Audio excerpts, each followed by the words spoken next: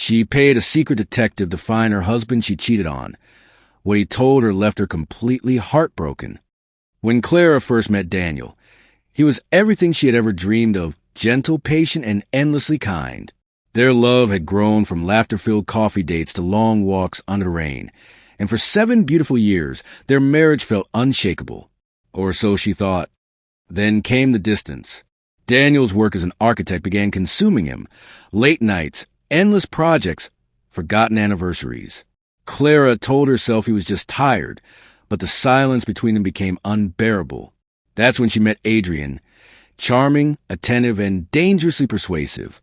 What began as innocent conversation at a friend's dinner turned into something Clara would later call the greatest mistake of her life. It lasted 3 months. 3 months of stolen moments and guilt that grew heavier each day. Eventually, Clara ended it, disgusted by her own weakness. She wanted to confess to Daniel, to fall at his feet and beg for forgiveness, but he beat her to something she never saw coming. One morning, Daniel was gone.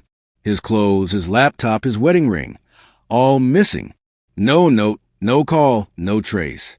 Clara searched everywhere, called hospitals, friends, even his office, but no one knew anything. Days turned into weeks. The house that once echoed with laughter was now filled with haunting silence. In desperation, Clara hired a private detective, a man named Victor Hayes. Middle-aged, calm, and sharp-eyed, he listened quietly as she poured out her story, leaving out the affair, of course. "Please," she pleaded, "I just need to know he's safe." Victor nodded. "I'll find him. But I warn you, Mrs. Green, truth doesn't always come kindly." 3 days later, he called her in. She sat in his office, heart hammering, as he handed her a sealed folder.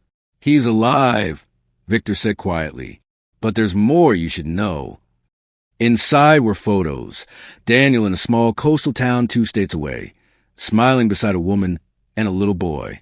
The woman's hand rested gently on his arm. The boy's eyes mirrored Daniel's. Clara's breath caught. He has a child," she whispered. Victor sighed. "Yes, the boy's 5. Daniel's been seeing them for years. Your husband didn't disappear, he left." Clara's mind spun. "But why? Why wouldn't he tell me?" Victor hesitated, then slid a final note across the desk. It was from Daniel. Her hands trembled as she unfolded it.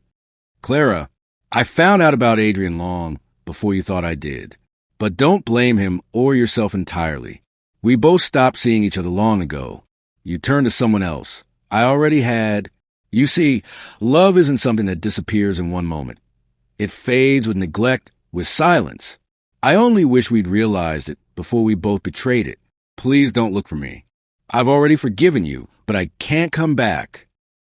Tears blurred her vision. For the first time, she realized that losing him wasn't punishment. It was consequence. And in that quiet office, Clara finally understood.